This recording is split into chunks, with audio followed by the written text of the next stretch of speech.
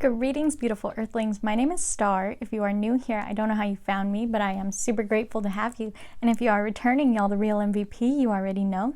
If you've been lurking for a while, why don't you go ahead and hit that little subscribe button as well as the post notification bell and stay a while. And I am so excited to try and redo this video. You guys have no idea how many times I have done this video over the past few months. Yeah, this one's just not coming out for some reason, so hopefully this works. We'll see. So you guys saw the title, you know why we're here. We're talking about tarot reversals. This one is constantly requested. I did find a super helpful link on Twitter, and hopefully they responded to me and are allowing me to share it. If they do, I will put that in the description box for you guys. But I have a little list here compiled for you guys of a few little reasons why you might not even need to use reversals in tarot. So first off, what are tarot reversals? So you guys already know the star upright is hope, beautiful hope, right? It's the star after the tower. It's all the hope that you find when you are just on the floor with nothing left, right? And when the star is reversed, it means no hope. No hope, nothing good. So what is another real easy one to think about is the sun. So the sun is happiness, right? Yay, joy, happiness, happiest card in the deck, right? Reversed, that happiness is clouded by depression and sadness. So reversals are kind of just the easiest way to think about it is like that card off its game, that card opposite of itself, or that card just not on its best day, right? So usually with like your court cards too, like the Queen of Cups, right? She's a really like good in her emotions kind of queen, like really like nurturing and sweet and patient and just like a really nice person.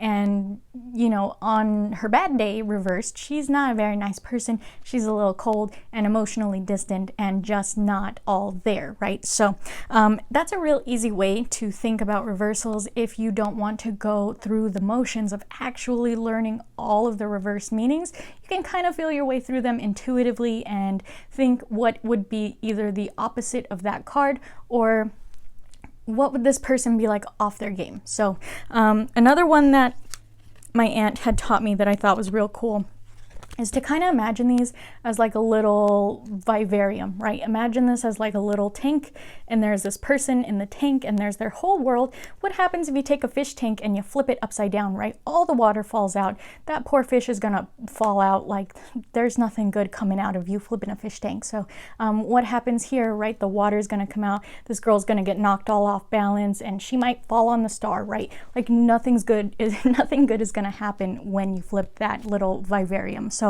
that's a fun one too if you can't really think quickly on your feet in a reading and try to think what would the opposite of this be or what would this be. So if you guys are not too keen on the idea of reading reversals, I'm going to tell you a few reasons why you don't really have to, okay? So as you know, when beginning to learn tarot is a lot. It's a big task. It is 78 card meanings. Each of those cards not only has meanings but keywords, and if you start reading intuitively first, you might be able to kind of feel your way through that and kind of remember things, and maybe you're really good at memorization, but to be fair, most of us are not, and that's why intuitive reading is such a big thing. I do have a video coming on that, so I'll try not to get too much into that one, but when it comes to tarot reversals, you don't really need to read them. First off, I want to say some decks are not intended to be read with reversals, okay? So this, as you guys know, is my Centennial Smith-Waite. This is a normal Rider-Waite deck. This is meant to be read with reversals. The normal Rider-Waite is always meant to be read with reversals, and if you guys read your books, you would know that. The books, the little instructional booklets that come with the decks, that's why I constantly tell you guys, please read your books, friends, because some oracle decks will also have reverse meanings.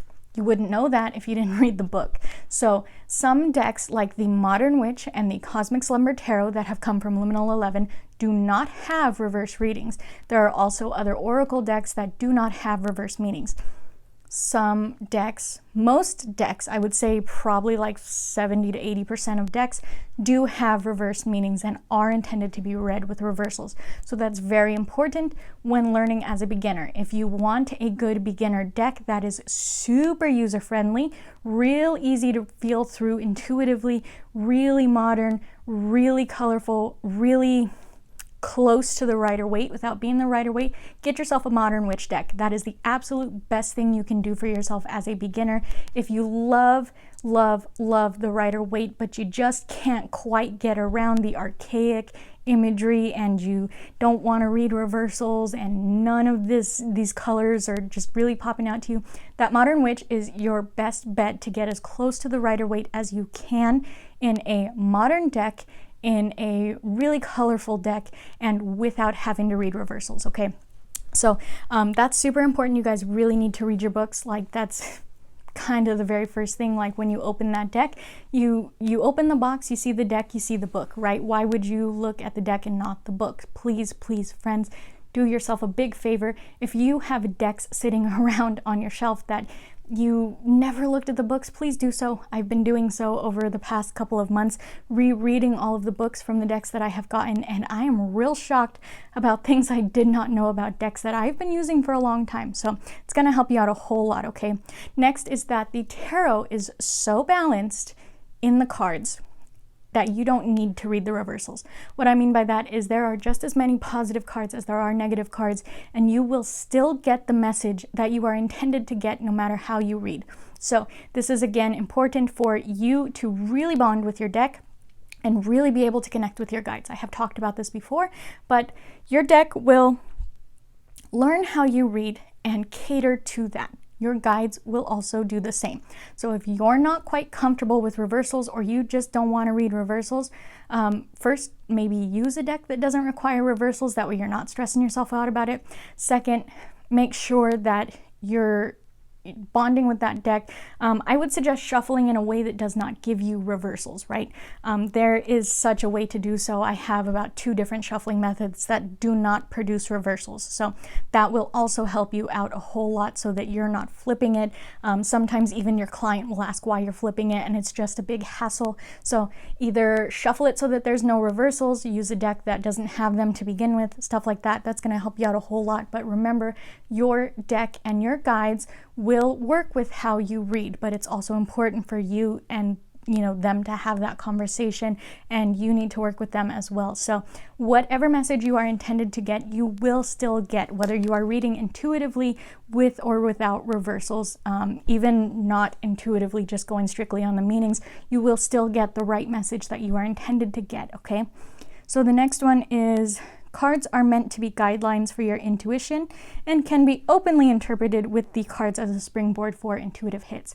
So, like I said, I do have a video coming on how to intuitively read tarot. If you are a brand new beginner, you don't know how to read tarot, you're still trying to learn all of those meanings, you're a little bit frustrated, you're getting a little deterred from learning tarot, right? Because it's just such a big undertaking to learn all of those meanings and all of those keywords. Please understand you can read without them, right? So just imagine a picture book with no words. You can still read it. You can still imagine what's going on in the picture. You can still get a general feel for what is happening in that picture, right? Especially if there is motion, especially if there are multiple characters, you can still feel your way through the pictures, and that is how these cards are meant to be read. So that's going to help you out a whole lot, especially if you are extremely empathic, you are extremely connected to your guides, and you can really use those cards as springboards like oracle cards, okay? Tarot can be read like oracle. I do not suggest it, but if it helps you to start, definitely do so. That's how I started. And to be able to really utilize your deck, bond with your deck, and to be able to get the feel of reading intuitively, as well as the practice of reading for people, getting the confidence as a reader to do so. And that's just going to help you a whole lot, even just spending time with your deck by yourself, looking at the pictures, making up little stories for all of those pictures. And your deck will pick up on those stories that you make up for those cards and will also use that as a springboard for you intuitively in the reading. Again, your guides will do the same. So if you do not know how to read tarot tarot yet, please don't charge if you're just practicing, you're brand new to tarot and you're reading intuitively like this. It's going to help you learn to trust your intuition. It's going to help you learn to trust your guides. It's going to help you learn how to bond with your deck, and it's going to help you learn how to think quickly on the fly and put the story together based on the pictures and figure out how that relates to your client in the reading. And it's also going to help your guides figure out how you read so that you guys can work together in the future to figure something out once you start learning tarot, okay? And the last one that I have here is learning is hard enough. Cut yourself a break. Be kind to yourself. So like I said, learning tarot is hard work, you guys. I have been learning tarot for almost 3 years now, and I'm, as you see, just barely starting to do readings on YouTube. Like I said, I did do intuitive readings before. I used to do lots of live intuitive readings. I personally think now they weren't too great just because I know the meanings of the cards, but at the time, like I said, it was how I was feeling my way through the cards. It's how my guides learned that I was feeling my way through the cards, and I was still finding my way to the real meaning. It's just kind of annoying when you have real readers, or sorry, experienced readers in there with you and they criticize you on that's not what this card means. Just understand that might happen if you're reading for more experienced tarot readers. You can also ask them if you can practice some intuitive reading with them and ask them for feedback. That way you eliminate that stress. You don't make it look like I know what I'm doing and then you really don't. So remember, not everyone reads the same. Do what works for you and figure out what your guides like too. So I did say that. I totally dropped my button. I'm constantly doing that. But I really hope that you guys enjoyed this video. If you made it to the end, please give me a big thumbs up. If you didn't like this video, that's cool. Thumbs down. You don't have to like my video. Why don't you tell me in the comments if you read with reversals or not? I think personally, I do read with reversals in certain decks, and usually my guides will tell me which decks to use in a reading, and not too often they choose to read with the Modern Witch or the Cosmic Slumber Tarot. There have been a few times where it has worked, where the energy is just kind of on par with that person, and my guides are like Cosmic Slumber or Modern Witch. Very few times, and usually they're a very specific kind of reading.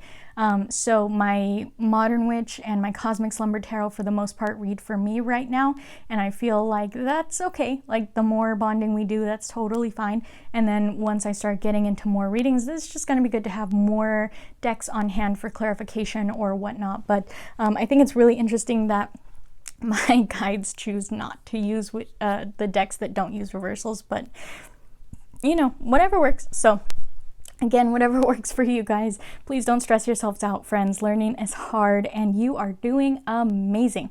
That's why you are here with me, so that you can learn as much as you possibly can about tarot. So don't forget, friends, if you want to drop me a comment here on my socials or a DM and ask me questions about tarot, I will do my very best to get to them as soon as possible, help you out, make sure that your question is answered in a timely manner, and I will probably make a video out of your question so that I can help the other people on this channel or across the interwebs that are also asking the same question but are too afraid to actually ask it. So remember, don't be afraid to speak up, even if you do it in a DM quietly. You don't want people to know that you're asking, because you are going to be helping someone out with asking that question, okay? That's what this channel is about, is helping out your fellow Earthlings that are trying to learn tarot. So I really hope that you guys have a beautiful, wonderful day wherever you are when this video reaches you, my friends, and I can't wait to see you in the next one. Namaste.